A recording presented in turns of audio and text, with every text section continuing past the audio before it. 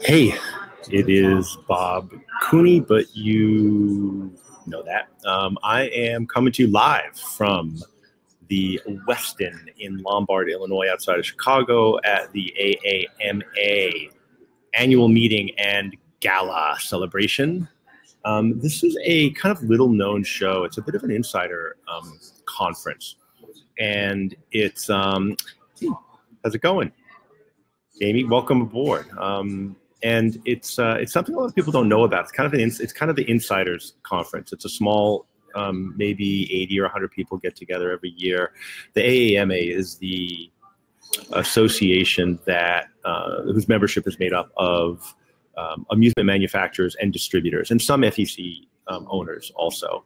But primarily, it's always been kind of like the manufacturing distribution arm of the amusement industry, and this is where they get together and they have all their committee meetings, and they do a showcase. And so the manufacturers bring in the new product that they're going to be bringing to market later this year, predominantly at IAAPA, and they give distribution kind of a view of the product before it hits the market, so the distribution can get behind it, and they get their salespeople talking to customers about it and build demand. And so it's part of the industry that unless you're an insider, you just don't know that this A exists, or B, that's how it works. And so, over the last couple of years, we had a couple of VR companies here. Last year, I think Minority Media was really the first company to come to this, and they. Most of you probably have seen the news where Betson picked them up and announced that at Bowl Expo this July. And that was, the culmination of 9 months of work that started here at the Gala last summer. And then this year, we've got a bunch of companies here, and next year there'll be even more. And the FEC committee this year at their meeting yesterday authorized a VR subcommittee.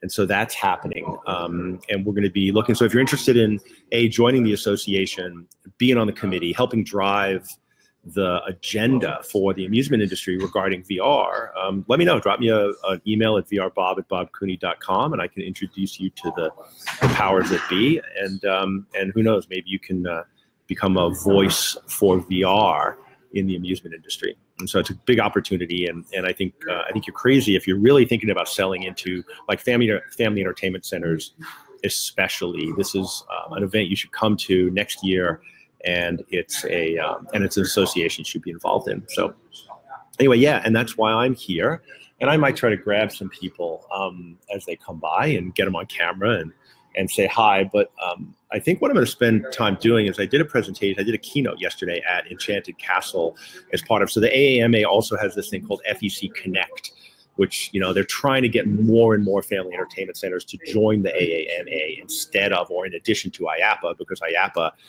which is the association, the Amusement Park and Attractions Association, is massive, and there's thousands of members, and it's a giant trade show. And FEC is kind of, the thinking is that IAAPA kind of caters more to theme parks and water parks and big attractions, and FEC kind of get lost in the noise. And so the AAMA is trying to become the association for family entertainment centers. And so they have this thing called FEC Connect. I think this is the third or fourth one. They go around the country every few months and have one. They have it at an FEC. They bring in speakers. They have sponsors. And they're trying to use that to educate and inform. And so they decided to do FEC Connect here in Chicago, associated with the annual meeting. And so it was at Enchanted Castle, which is a place I have a long history with. It was one of the very first family entertainment centers. They built it in the mid-'80s.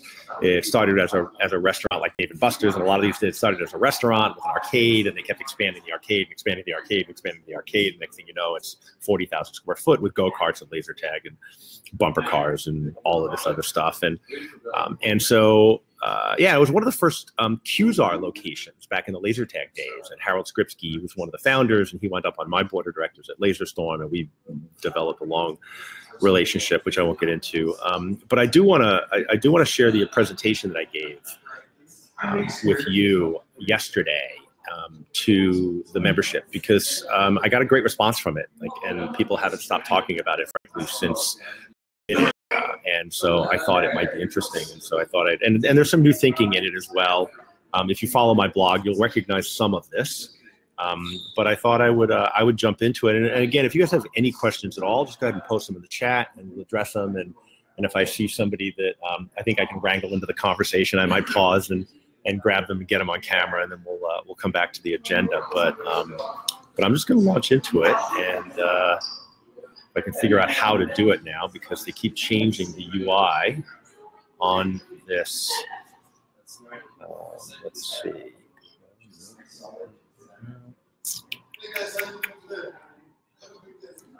There it is. Cool. They keep moving stuff. So basically, this was about how to select the perfect VR attraction. And I think there's a couple of things. If you're a solution provider, you can watch this with a critical eye for, like, how do you speak to operators? How might you speak to operators? How are operators going to be evaluating your product amongst all the other product in the marketplace? Because it's getting freaking crowded. And you think it was crowded last year, wait till next year. I keep hearing about new companies more and more and more that are developing VR. It's definitely hit a tipping point. Major manufacturers who've been in the industry for a long time that are top quality are now doing VR research. They're bringing VR products to market. And so there's definitely going to be a tipping point. I think it's already happened. I don't know if you've seen it yet, but I feel it happening. And so if you're going to be selling into this market, you really need to start thinking about how operators think. If you're buying, this hopefully will give you a bit of a way to evaluate the confusion and the mass number of systems that are out there, and how do you tell one from another. So hopefully this, you guys already know this. There might be some language.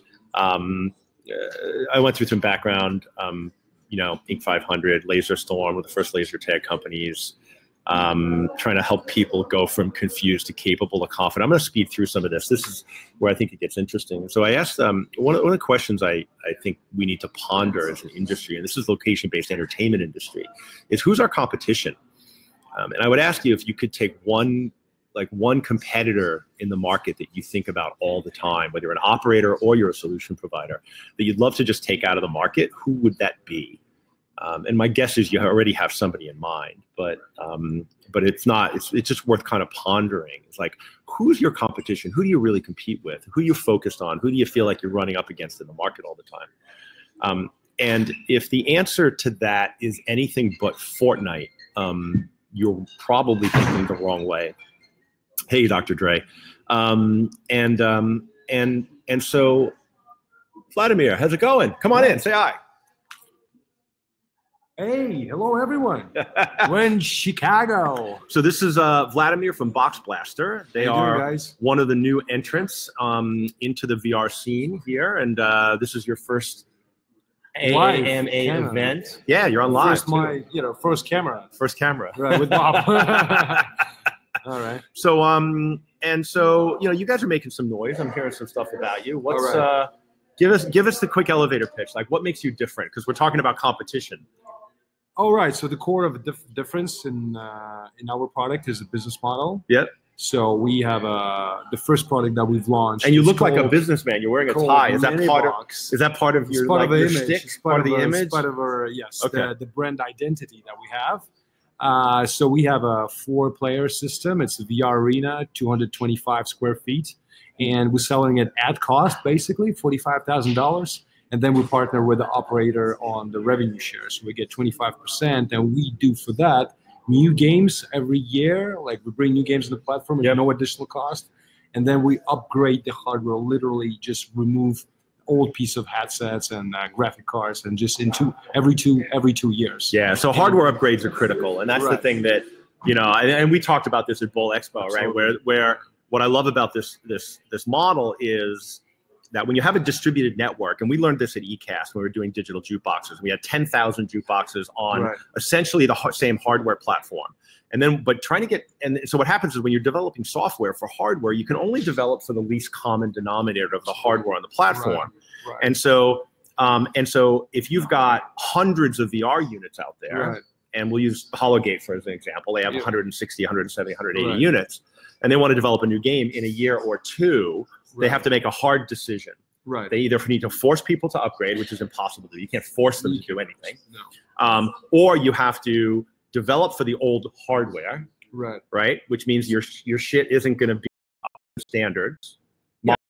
markets? All our partners every 2 years will literally have new sets of games that is developed for a new hardware. How are you going to get the hardware in the market? How do you get them to actually, like, do you go out and do it? Do you know that yet? We physically do it. Okay. Yeah, we physically. Yeah, we don't charge anything. We just, bring people, take off the old hardware, pieces and bring new. So you're going to show up, you're going to do it, and this way everything's going to be, every 2 years will be upgraded. And so the advantage of that as an operator, if you're listening, is that they're going to continue theoretically to be able to develop for the highest hardware in the market. And so the games are going to continue to get better and better and better, where if you don't do that and you have a distributed network of hardware, you're going to have to either make a certain part of your market obsolete and say you can't run the software to force them to upgrade, in which case they might get pissed off and not do it anyway. Right. Remember, it's $45,000 only. Yeah. And that's the way to beat Fortnite. I see it on here on the laptop. Fortnite. So.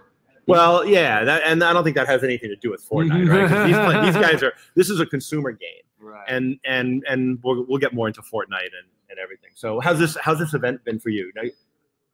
We meeting a lot of people. Yep. A lot of conversation, very interesting conversations. We're enjoying it so much, and look forward to making installations in Chicago. Now you guys have that Golden Mace game that I talked to Joe Morris and I a few weeks ago talked about, right? And so I think that would make an amazing arcade game. No, don't tell it to anyone. I'm not going to say anything about it. Okay. It's just you don't want to say confidential. You don't want to say anything about it. You know it's confidential. I don't want to say anything. Yeah, You're not going to say we cannot say. No, we cannot say anything. Right, so discussions over. There's a lot of discussions now. But how's that game doing in the mini box? It's performing very well. So you've got 4 games. So 4 games now, 2 shooters and 1 kids game, and this we can say it's a family-friendly type of content. Golden Mace. And so, can you say anything about the mix of play, like what percentage of play the different games? Because there's a big narrative around no more shooters, and everybody wants to play shooters. Right. Like so the big portion of our games are shooters, but it really depends on the first an operator and the second is in location. Yep. So what kind of target audience? It's more kids or it's more adults, or is it the karting center or is it more trampoline park? So it really depends on that. Yeah. And that's you'd see the variety. So the more competitive landscape like karting center, they would see more shooters. Yeah. And trampoline parks would see more kids games and / Golden Maze games, so it really depends. So the good about it, so we have 4 games on the platform now. We started selling the product only when we had 4 games, and intentionally, and so now we've covered all target audiences. Cool, awesome. Yeah, Bob. Looking forward to see you later. Thanks for joining. Thank you, guys. All right, bye. Good luck. Awesome. So I love that Golden Mace game, by the way. I'm a bit fanatic about it. So I think it's a game changer. And so anyway, so back to Fortnite. Like this is a phenomenon. And how many of you, like, just chime in the chat, like give me a yes or a no if you've played Fortnite or if you're a Fortnite player. I'm just kind of curious. And if you haven't played it, just download it on your iPad or your phone, your computer, or whatever, and just give it a go and get. And because if you haven't played it, you don't understand what's going on. And and you can't play and be competitive, but at least you can start to get it because it's not a game. It's actually a place. Fortnite is the 3rd place for kids now. For Starbucks talks a lot about the 3rd place. You've got home, you've got work, and then there's the 3rd place.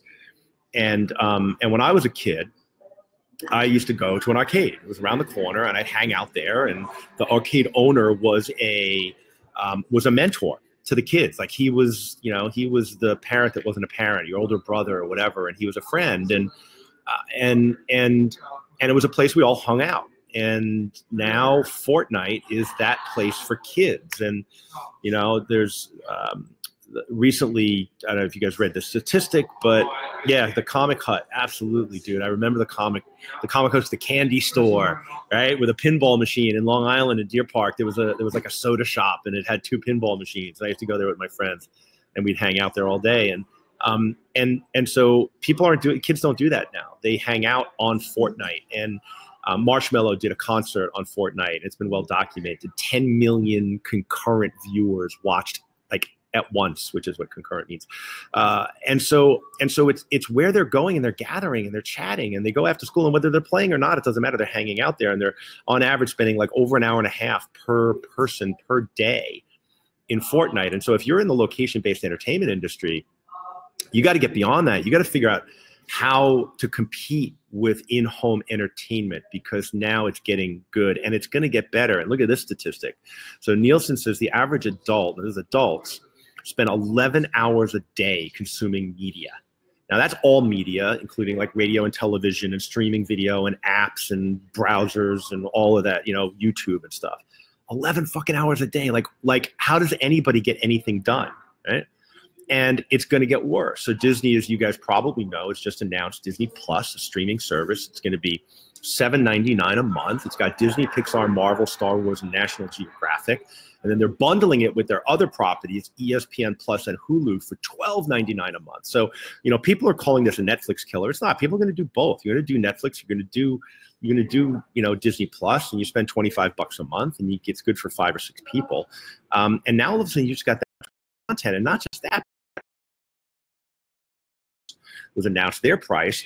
It's free for a year if you buy a new piece of hardware, which I think, you know, 50 million people a year do. And then it's $4.99 a month, you know, beyond that. And so, and they've done deals with J.J. Abrams, Steven Spielberg, Oprah Winfrey, and it's all going to be commercial free, and it's all going to be original content, and it's going to be high quality content. It's family friendly. Like they just killed a show because it was about 2 guys that they commissioned that were ex-Vietnam vets or something, and they kind of, or maybe they were Middle East war vets, but they kind of snap and they go off on a bit of a killing spree. And Disney, Freudian slip, Apple wanted the story to be more about the bond between the people, and the showrunners wanted it to be a little bit darker, and Apple's like, nah, no thank you, and they just killed the show in the middle of production. So it's going to be family quality viewing, both with Disney and with Apple, and that's going to pull in the family. So there's more and more media coming. And then on top of that,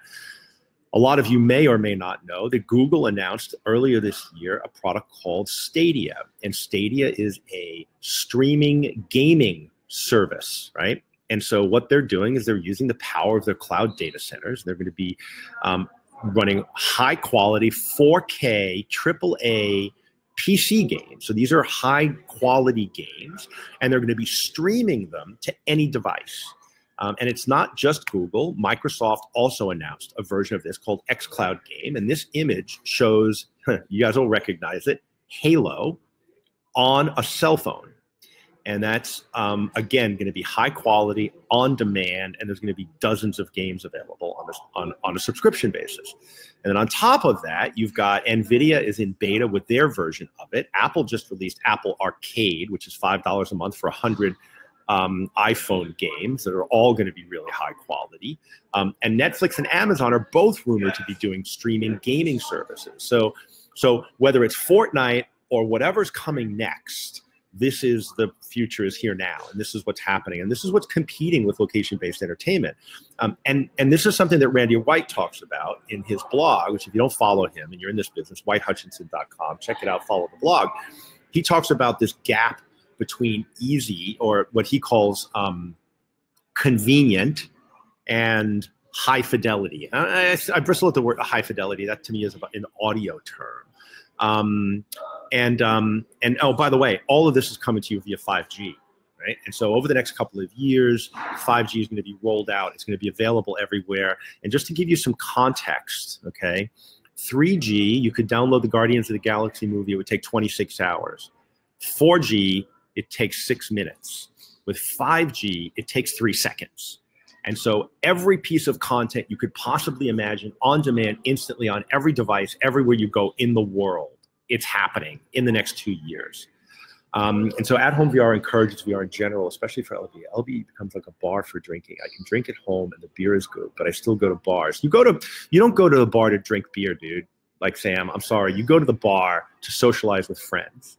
And so the beer is irrelevant. The beer is the golf game. It's the arcade game. It's whatever. The problem with VR is you don't do it in friends with people. Like it's still isolating.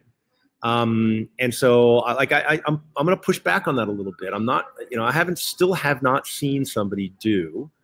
I still haven't seen somebody do a truly social VR experience where it feels social. Like, you can talk about social, and we can talk about letting people play together in a shared space.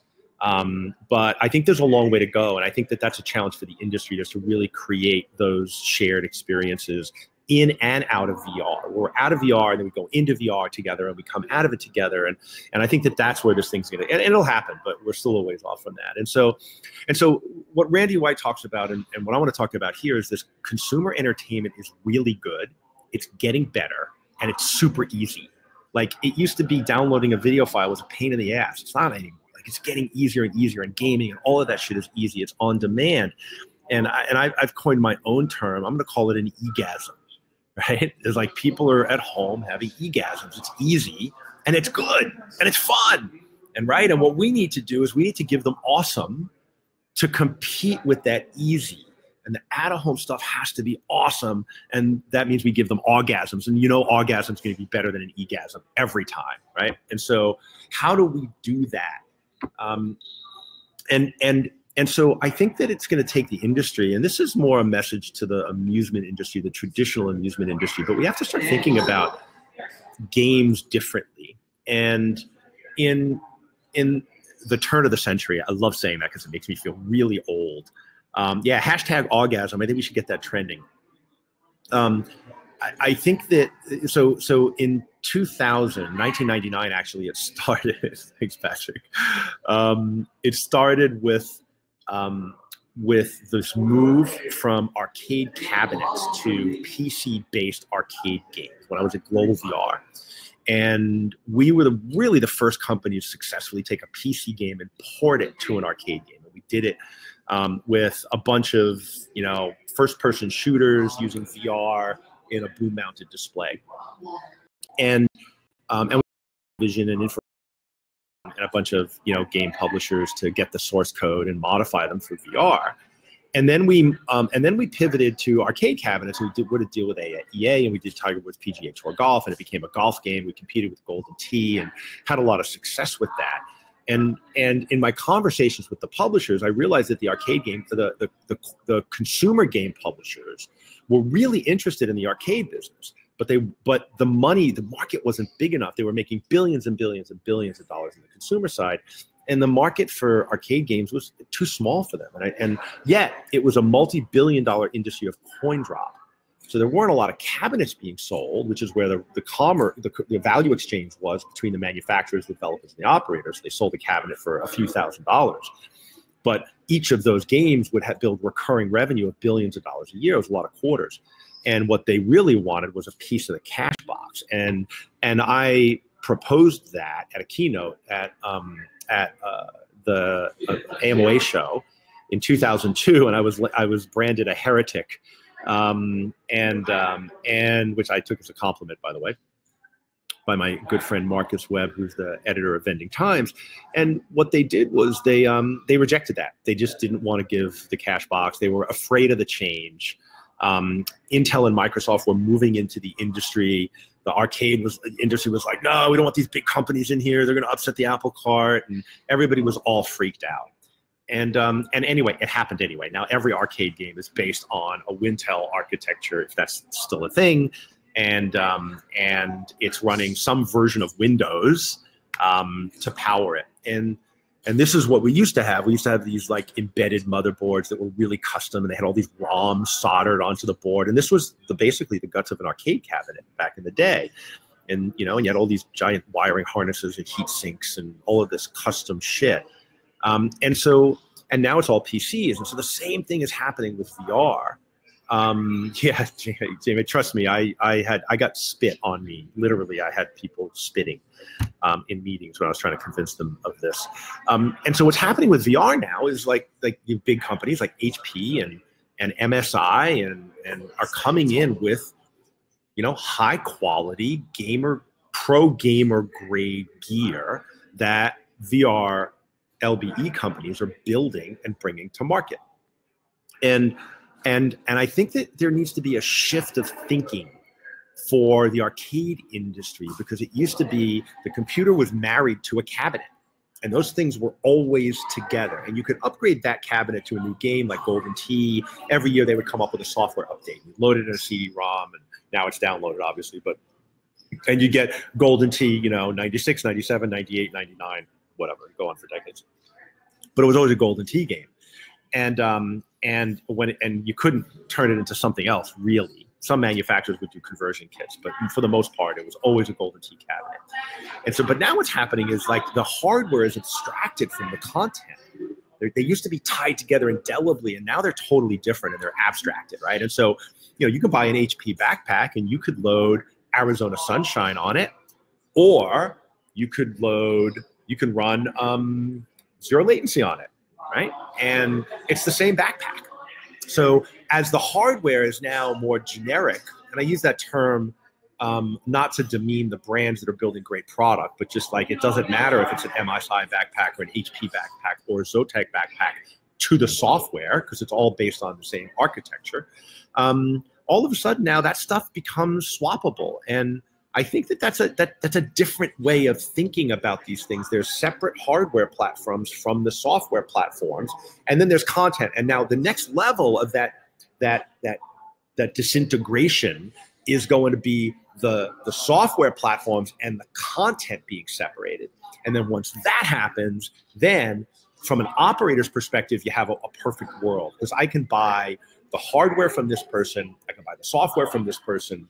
And think about it, it's kind of happening that way in the VR arcade space, right? So you go buy the hardware from build your own computer, buy a computer, Dell, whatever, HP, right? And then you buy HTC Vive as the tracking system, and then you license Springboard or Synthesis as your platform, and then you license whatever games that you want. And all of that stuff is abstracted into a stack that you can pick and choose what you want. If you want to switch from Springboard to Synthesis because you like those, or back and forth because you like their features or price or whatever better, you can do that. If you want to change from, Beat Saber to Space Pirate Trainer, you can do that. And so you have all of this flexibility, and operators love flexibility. They don't want to be pinned in a corner.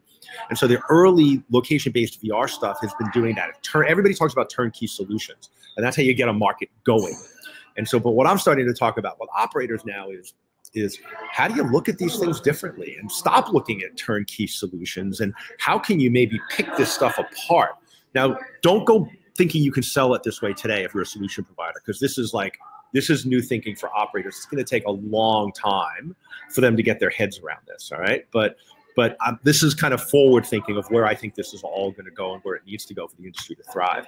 And the other thing I've been thinking about is I went and looked at iFixit, and they have a teardown of everything, and one of them was for the Vive Pro, and they gave it an 8 on a scale of 10 as far as repairability. Now, I know HTC and has a reputation of no parts availability, no this, no service and support. Game technicians, and what stopped, I was talking to the CFO of Betson, which is the largest distributor in the coin-op industry, last night, and after my presentation, he said, "You made me a lot more comfortable financing VR attractions for my customers, because I was afraid of what happens if the company goes out of business? Who's going to support it?" And I think now he understands that it's all just basically technology, and with a Torx wrench and a soldering iron, you can kind of fix anything. And so a quality game tech can probably fix an HTC Vive, certainly can fix a backpack from HP. In fact, if you look at this, if you go on, you just Google HPZ VR backpack maintenance guide, and the full repair guide is online of how to do it. It's amazing. All of these tools are out there to be able to self-serve and support this stuff. And so, by the way, I put Dave Myers on here. If you don't know Dave Myers and you're operating HTC products in the LBE space, go ahead and hit him up with a friend request. Tell him Bob Cooney sent you. Dave is a fucking amazing guy, and he really cares about operators in the LBE VR space. And he's been really super responsive. He went to IAAPA last year, talked to everybody running HCC, found out that a lot of people were having problems with the Vive Pro and a piece of firmware. He went back to headquarters, talked to the engineers. A couple of months later, they had a patch and they fixed it. And so, show him some love. He's been super responsive. Don't flood him. But if you have a problem or you just want to say hi, he's a good guy to know. And then the other thing I wanted to talk about is, and do you guys have any questions about kind of the coin-op space and how VR integrates into that? Go ahead and just drop it in the chat, and we'll talk about it. But the other thing, this is a slide. This here on the left is a slide I pulled out of it was from VRLA in 2017. So I think it's the last year they had it. And this was from Qualcomm's keynote. And they were talking about the evolution of the cell phone and how VR is going to follow the evolution of the cell phone. Now, Qualcomm makes the chips that are in the mobile headset. So things like Oculus Quest are based on this Qualcomm Snapdragon 835 chipset.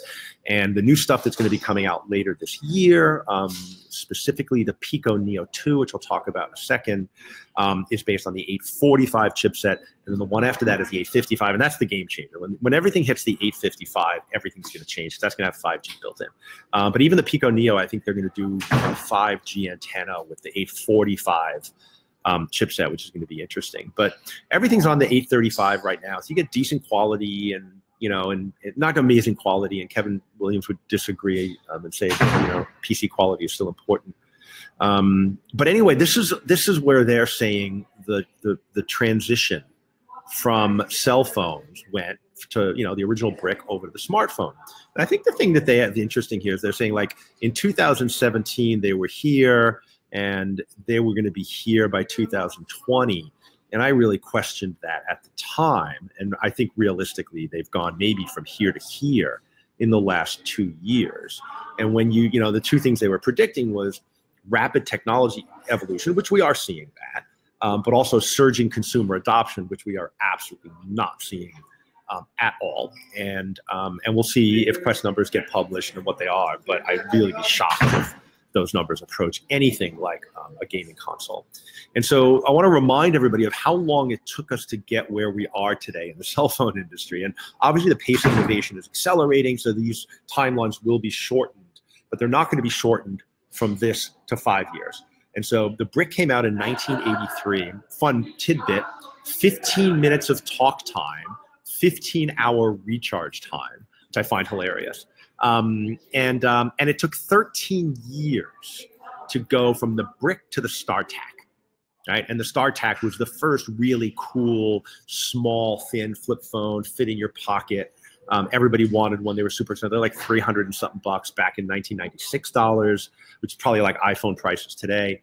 And then it took another 11 years for the first iPhone, the first usable smartphone, to come out, right? So you're talking about from 83 to 2007. That's a long fucking time.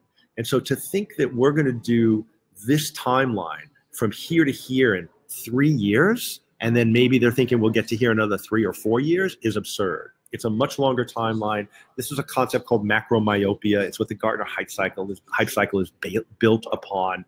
This shit always takes longer than you think it's going to take, but the impact is greater than you can ever imagine. That's going to be the subject of my third book, which I'm not going to talk about right now. It is called Being Digital, and hopefully it'll be out in 2020 or 2021.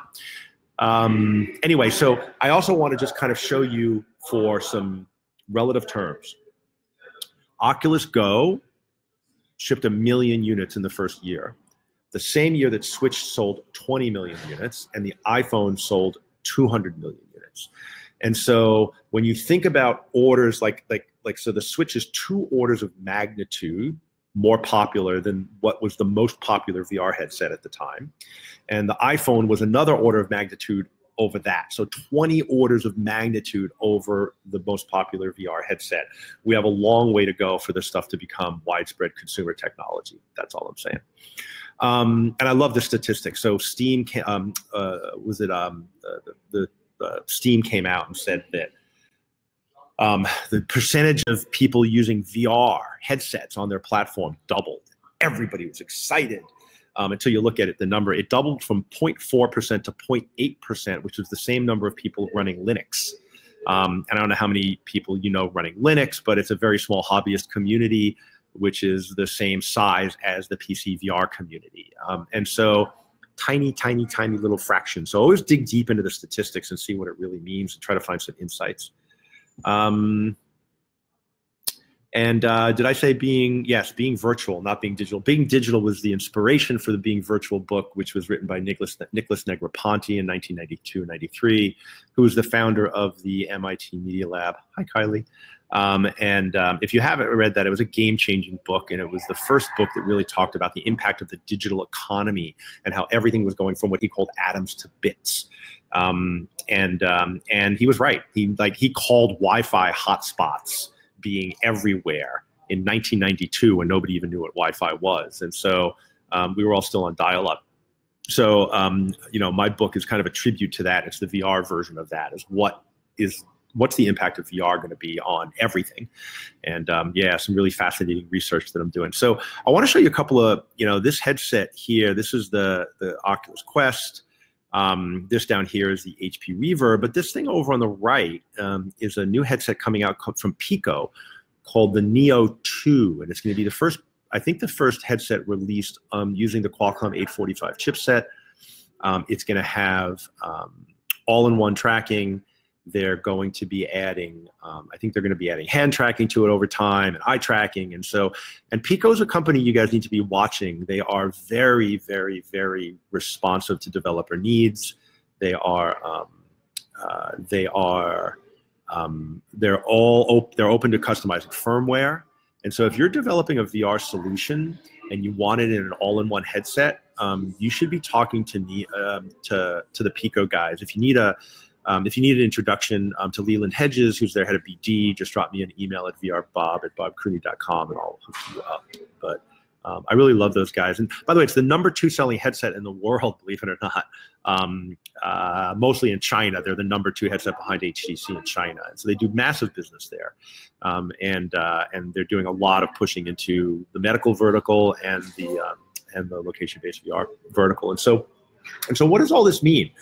What do you do with this kind of information? And so what I've done, and this is kind of my pitch to operators and how they might think about how to select VR solutions. And again, if you're a solution provider, this is a lens that you can look at to say, all right, how do I need to think about how I position my product for operators so they understand how to look at me and compare me to the competition and how I can make sure that I'm standing out. And so I think this can be useful for both solution providers trying to sell as well as operators trying to buy. And so there's really 4 things that I try to encourage operators to think about. There's themselves, and we'll talk about that. There's the attraction itself, which is what everybody focuses on, right? There's their location, where's it going? And then there's the thing not enough people spend enough time thinking about is the customer. And there's a lot of complexity in customers and humans, and how do you think about them and how do you look at them? So I'm going to touch on some of this on a high level, and then in those intersections, there's like little nuanced things like, what are the capabilities of your staff in running an attraction? Like, if you're going to do something that's really complex or something really simple, depending on how qualified your staff might be or how engaged your staff might be. The attraction and the location, like what's the concept? What is it? Does it, how does it make sense?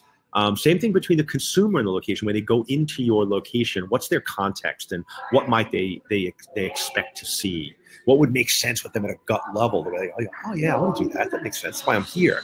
We'll talk about this a little bit more in detail. And then between the operator and the consumer, like what's your connection to the consumer? How do you think about them? Do you care?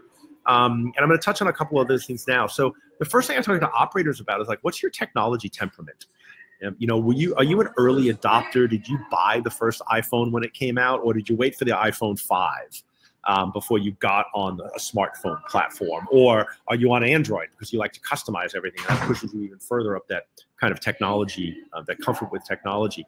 And so, if you're selling a complex solution, you really need, yeah, Andre still got a BlackBerry.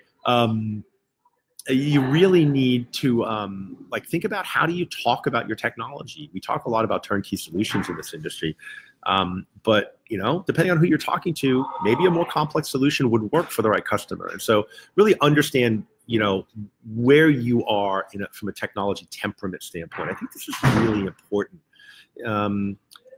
Again, there's Andre on the right. I still have a Palm Pilot 5 somewhere. And if you're using any of these things, you can just hang up now and go get an ice cream cone or something. The other thing I talk to operators about, so redemption is a big business, and I'm not going to get into redemption. There's these ticket machines, but where's your focus? Like, are you really connected to your customers? Do you care more about the customer experience than maybe your profitability on an attraction? And if so, then some of the business models in VR still aren't proven. And when I say proven, I mean I'm not saying that no one's making money. I'm saying that everyone isn't making money consistently. Right? And if you don't understand why, if you look at a platform, and I'll use some of the bigger free roam stuff, like zero latency, for example, some people make money with that, people not. Nobody knows exactly why. I mean, I have my own theories, but if you don't, to me, that's still not a proven business model. And a proven business model would be McDonald's, right, or Starbucks. You can open it up almost anywhere it's going to make money, and predictably what it takes to be profitable. And if you're, but there's some experiences in VR are so amazing that you might be willing to say, I don't really care if I make a lot of money. I don't care if I get my money back even. I just want to make sure I give the best customer experience because I want my customers to have orgasms. And the thing that I've told them to do is think about their payout on redemption games. So redemption games, the ticket games, right? You can set, and Jamie, I'll talk about Hologate in a second. Good question. You can set the payout on these games on average over your whole arcade. And it's a really important part because, it's a cost of goods. So if I take in $100,000 in arcade revenue and I pay out half of the money out in prizes, my margin is really thin. If I pay out 5%, my margin's really fat. The problem is there's a sweet spot there where customers feel ripped off. And that number is about 30% from what I can tell in talking to operators. And if you're on there are arcades that run at 10% payout because they don't care. Maybe they're in a tourist location and people are coming through all the time and they're never going to see them again, so they don't care if they feel ripped off. And so based on that payout, I was trying to get operators to see where on the line they might be. And if they want profit, they should look at things like Rabbids VR, virtual Rabbids, because you can't not make money with that product, to be honest with you. I've talked to a lot of operators, no matter where they put it, it makes money. Jan, come here, say hi. Wow. Come on. Want me to share a chair with you? Yeah, just come on, sit down, grab a, we'll do a butt cheek each. Bob and I are sitting on the same chair. So this is Jan, CEO and founder of Virtuix, maker of the Omni Arena, one word. Did I get it right? 2 words, 2 words. It's 2 words. You helped us with this. Damn, fuck. I never get it right. Okay. So what's going on? What's going on in your world? Good, You've just good, hired yeah. some new salespeople. We did. We hired Lisa Chapman and Marissa Garris, 2 industry veterans. We're very fortunate that they're joining our team, and they're both here. Yeah. We just gave a short presentation here at the Gala. Yeah, we're off to a good start. We're rolling out our arenas now at rapid pace. We're installing one right now, actually, a new place going up. Yep. So rolling them out. Results so far are good. Come on in. Come here. We're having a party. Hey man. So Michael and Sylvain from What's up? Hey.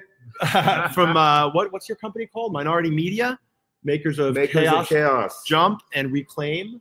Yes. So how's it going? It's going very well. We just got out of a very, very interesting meeting. We missed your. Oh yeah, we just did it. Yeah, I'm sorry. Yeah, sorry about that. So you want to tell us about the meeting? No.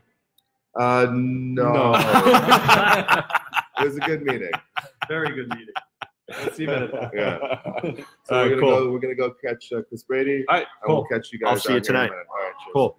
So yeah. So I want to go back to the new hires. Yeah. And so, because one of the things that I find really interesting, now you talked about industry veterans, right? Now these 2 women were working for, was it one of the card reader companies, Embed, and they've been in the industry for more than 30 years. Yeah, and so really interesting. You're seeing, salespeople now kind of jump ship over into the VR space from traditional amusement companies, and I feel like that's a sign of a tipping point. It's a great story too, because they both separately came to Austin to visit with us and try out the attraction, and they both told me the same thing. They came to Austin, very low expectations, very skeptical.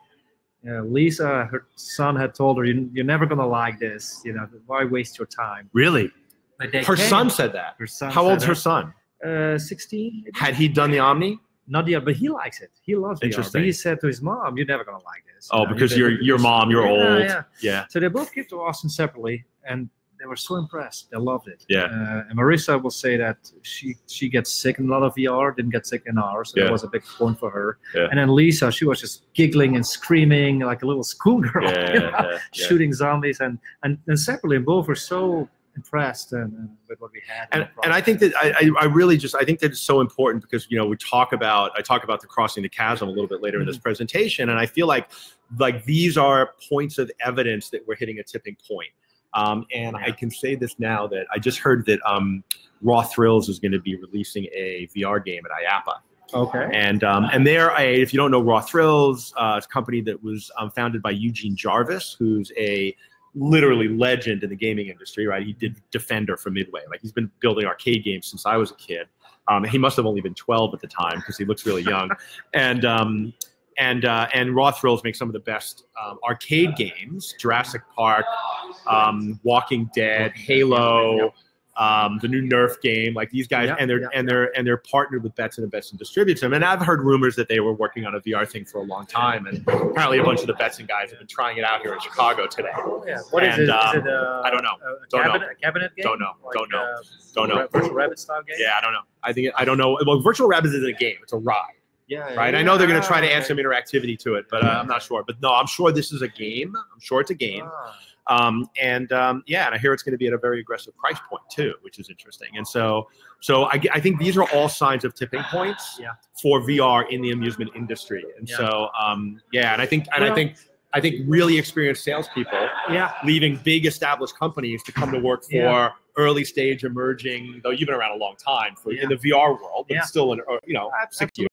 And we're starting first venues that have more than one VR attraction. Pinballs in Austin now has 3. So they have Rabbids, which goes a little bit different. But then they have ours and Hologate, and they just added Hologate as well. And they're all doing great. They're all doing great. The cannibalization is not that high.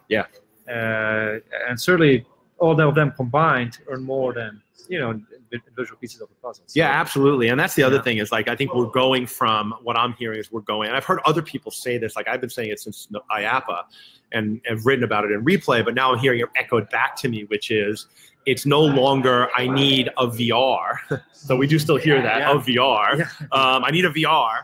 And it's now what VR do which ones do I want? And that's a sign of a real tipping point. So it's really exciting. Cool. It's exciting. Cool. All right, thanks for let me get out of your thanks show. for coming and saying hi. Awesome. See you, everybody. So we're definitely hitting a tipping point. Anyway, so the profitability of the attraction is something to think about, and it might not be the most important thing. George Smith at FEG put zero latency in at Kalahari, I think primarily because he wanted to maintain his relationship with a massive client that was opening a new place in Austin, Texas. And he wanted to make sure he got all of his games down in Austin and the new one. And so, he wanted to make money, obviously, because he's a smart fucking guy. But, that wasn't the primary driver. The other thing is proactivity and reactivity if you're an operator. Like, you might, so I use my friend Michael Getlin as an example. Michael didn't want anything to do with VR, and then all of a sudden at New Rock City, he runs a big FEC in New York, Westchester County, and then all of a sudden the landlord came to him and said, I think we're going to bring in something like the Void in our shopping center where you're located. And he's like, whoa, you can't do that. I'm doing VR. I have an exclusive. And then all of a sudden he started figuring out what VR to put in. And so, he was a reactive guy, not a proactive guy. And I think depending on where you are you reactive and proactive? And that might depend when and how you jump in. And this is that kind of crossing the chasm model that I was talking about. And there's a book, and if you haven't read it, you should read it because it's standard business school shit now. But really they talk about early adopters and visionaries buying first, and then the pragmatists are the bulk of the market, and they come in later. And I think we're definitely, we've been here, and I almost feel like we're here now. And it's going to flip over because when operators see mainstream manufacturers that they trust bringing VR products to market, that's the signal to them that they should buy. And they're not just going to buy one, they're going to buy a lot of it. And you're going to see more and more VR come in. Dave & Buster's is doing multiple VR systems. Main Event is doing multiple VR systems now. And so you're already seeing it happen. So the tipping point is upon us. And then there's the stubborn fuckers on the back end. They're still looking for the coin slot where they can put their quarter, and we don't really care about them. And then the other thing I talk about, what's the vision for the future? Like, how far into the future do you think VR is going to go? Is it going to be a fad, or is it going to be the new display technology that everybody uses? And that's going to help drive, how people adopt. And then the other thing, so this is really important, I think, that if you're, and I run my clients when I'm doing go-to-market strategy, we spend a lot of time on this, which is segmentation and competitive analysis, right? And so, you know, I've segmented this market by single-player arcade systems. And by the way, this is where, you know, I'm sure Raw Thrills will be next year, and there's some other stuff coming next year that I can't talk about yet, that, you know, you're going to see this category really start to fill in. And then you've got the arcade multiplayer, which is already super freaking crowded. This is where HoloGate, you know, I want to get back to your question about HoloGate VR. I think that, look, I think it's profitable for some people, and I think it's not for others. And it depends on your definition of profitability. I think most operators are looking for a 1-year return on investment on any kind of amusement attraction. And at $100,000, you got to do about 150 grand a year in revenue, which is about 12 grand a month, which is about 3 grand a week. And I think the average HoloGate, they say, is somewhere between, I hear 1,100, I hear 1,200 plays a month. And the price range is like $6 to $10 per play. And so if you do the math, you'll see there's a lot of people I talk to that are doing 50 grand a month, with 50 grand a year with HoloGate, and that's more than a 2-year ROI. And then if you add the labor cost of running it on top of it, it's actually not necessarily profitable. And so it really is important to make sure that you're buying the right type of, you know, like in trampoline parks specifically, I know a lot of trampoline parks that are not successful with HoloGate. I just don't think it's a good brand fit. We're going to talk about that later. And then you have the multi-sensory stuff down in the bottom right. And by the way, these axes, this is size, small to large, and this is immersion, lower to higher. And the reason I chose, you can choose all kinds of axes when you're segmenting things. But you know, the immersion, the longer you're in it, or the more haptics there are, the deeper the immersion. And so, you know, I've got arena scale, which tend to be longer attractions, and you walk around a lot, which really deepens the immersion. And then you have the multi-sensory stuff like the Void and Dreamscape, Nomadic Spaces, Tiffin, and where you touch the table, it's there, you touch the door, it's there, vibration, heat, sound, smell, all of that can be a shorter experience, but it could deepen the immersion really quickly. And so more immersion, big and small, and that's kind of how I've kind of segmented them into these 4 categories. And then within those categories, oh, by the way, and then there's always the outliers. There's Vex, which is kind of multi-sensory, but looks like an arcade multiplayer. And then there's True Sensory, but it's also large arena scale. And so there's always going to be guys that break your segmentation. Don't worry about that. And then you have to run a SWOT analysis. So if you're a buyer and you decide you want and Jamie, I'll talk about Omni Arena. You know, Jan was just here, and I do some coaching for Jan, and so I'll tell you my truth in a second. But thanks for asking. You know, if you do a SWOT analysis for these things, and if you're a buyer, like I talk to my clients about doing it for competitive segmentation, but you can do it as a buyer too. Like, what are the strengths of Omni Arena versus HoloGate versus Chaos Jump versus Vex? What are the weaknesses? And then what are the opportunities for those companies? What are the threats to those companies? And what will happen is, as you do that, patterns will emerge. You'll gain a better understanding of how they compare to each other, and it'll make your decision process a lot more qualitative and a less subjective. And I think that's what operators need to do, because right now what they're doing is they're just, I'm just going to buy what everybody else is buying. And that just makes you look like a cookie cutter. And that's not how you stand out. One of the amazing opportunities that VR is giving this industry is there's so much innovation happening, and everything's different, and it's all unique, and a lot of it's actually pretty good. And so why would you buy what everybody else is buying when you can buy something and be different? And I just don't understand that mentality. Well, I do understand it. It's safety in numbers, and people want to just kind of follow the leader. And as far as Omni Arena goes, so I've spoken to the owner of Pinballs in Austin and the general manager of Dave & Buster's, where they put their first 2 locations. And I was in Austin, and I met with both of them. And they both swear the numbers are accurate and true. They both say they run it with 1 person. Dave & Buster's occasionally has to run a second person because they don't have it on their card system. You have to pay with a credit card, and they charge $15, by the way, per game, and they're getting it. And Dave & Buster's doing 15 grand a month on a credit card, which means it's all new money. It's not cannibalizing the revenue from other arcade games. And that's one of the dirty little secrets in the amusement industry is you put in a new game and it shifts money from the old games to the new game. And the new game looks like it's giving a really high payback. But the reality is that money just came from other games that you were making anyway. It didn't add more dollars to your bank account. What VR is doing is adding more dollars to the bank account, which means the ROI is more true. And so from what I can tell from the Omni Arena, from the research that I've done and the operators that I've spoken to, yeah, the numbers are real. It's doing 25 grand a month at pinballs with one employee, and it's doing 15 grand a month in new money at Dave & Buster's in Austin. And yeah, now I know they're in a trampoline park at Sky Zone. I think it's a good brand fit at Sky Zone, but trampoline parks, some of them, you know, the pricing model is tough because, you know, consumers go in there and they pay $15 for 2 hours of unlimited entertainment. Are they going to pay another $15 for 20 minutes of VR? I don't know. So I think you get some real challenges around pricing models as you do VR and trampoline parks, which I'll be talking about at the IATP show in 2 weeks, and I'll let you know how that works out. And this is the other thing, how much VR is too much.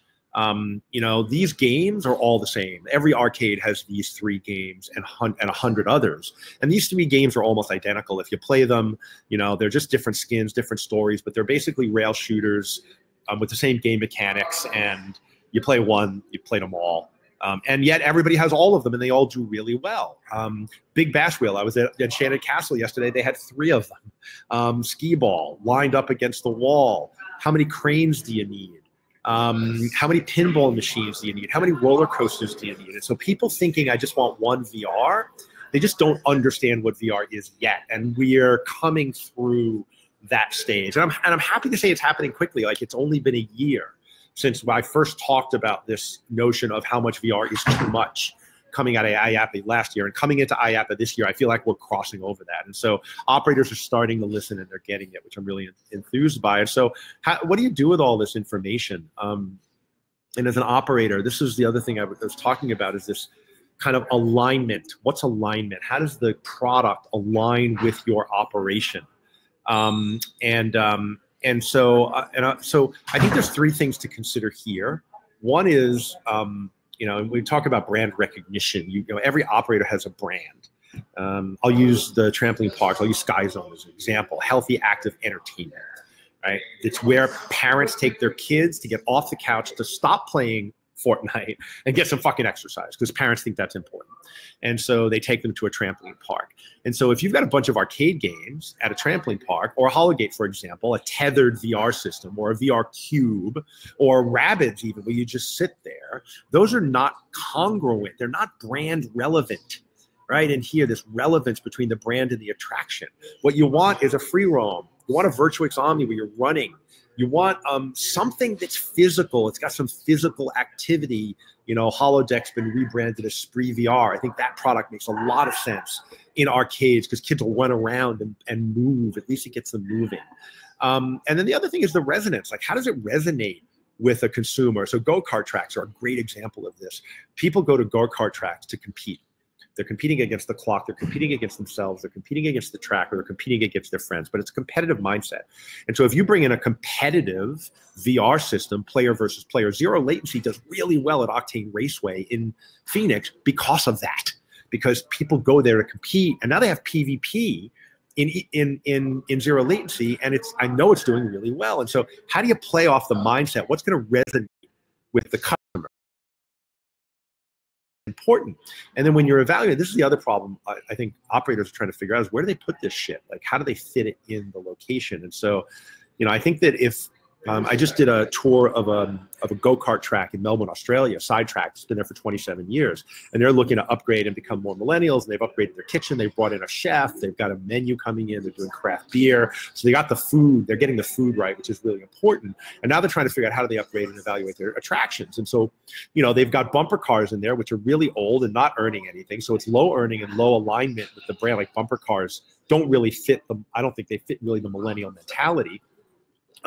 And so, you know, they're going to take those out and put in like PvP competitive VR because it's the go-kart track, right? Mindset. And then they had another thing. They had this mini bowling, but the chairs kind of looked like the whole thing looked like a hospital waiting room, to be honest with you. It wasn't comfortable at all.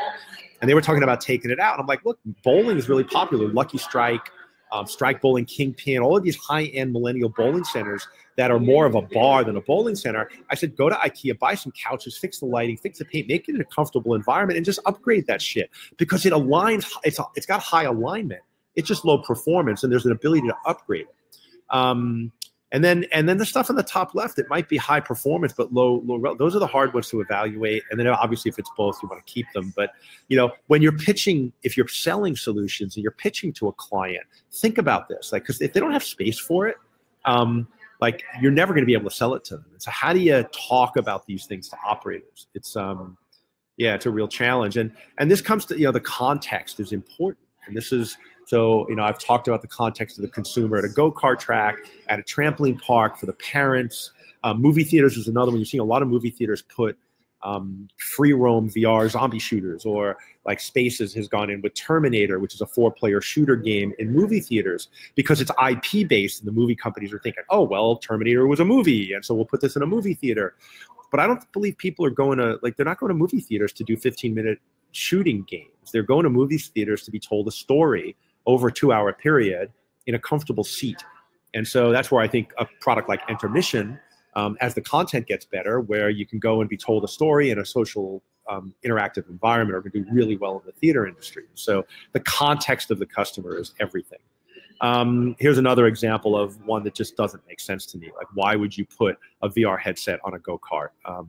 Does it make go-karting better? Go-karting is amazing. You're going 40 miles an hour on a small track competing with people, like, shoulder to shoulder. You don't need to add VR to that. By the way, I did get to do, speaking of go-karts, I got to do Mario Kart VR this morning at Namco's headquarters at their warehouse here in Chicago, thanks to my friend Frank Costantino.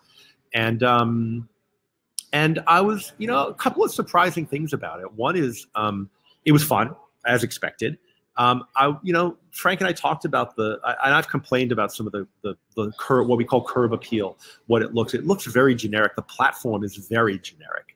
It's black metal and some polished aluminum and a seat, and it doesn't look like an arcade game at all. And if you think about all of the great arcade games that Namco's built over the years, like graphically, they've been really important. And he said that the Japanese thinking about this is that they want it to look generic.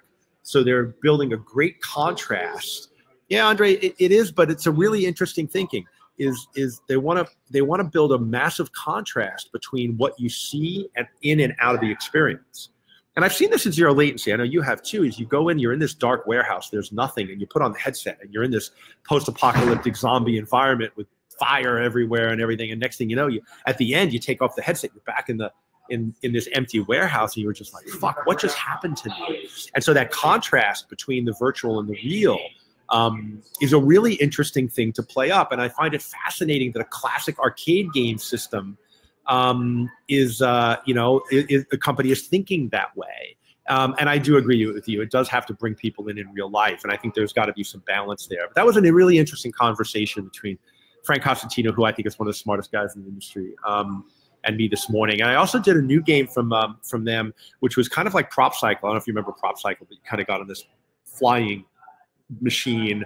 It was an arcade game back in the 90s, and you had to pedal, and it was a bit too much exercise back then for people, and it didn't do very well. I really liked it, and so they've created a VR version of that. You just pedal really easily, and you have controls, and you're in this big winged flying machine that looks like it's something out of if Wilbur and Orville Wright were in the Jules Verne universe, what it would look like. And it was just an experience. It wasn't a game at all.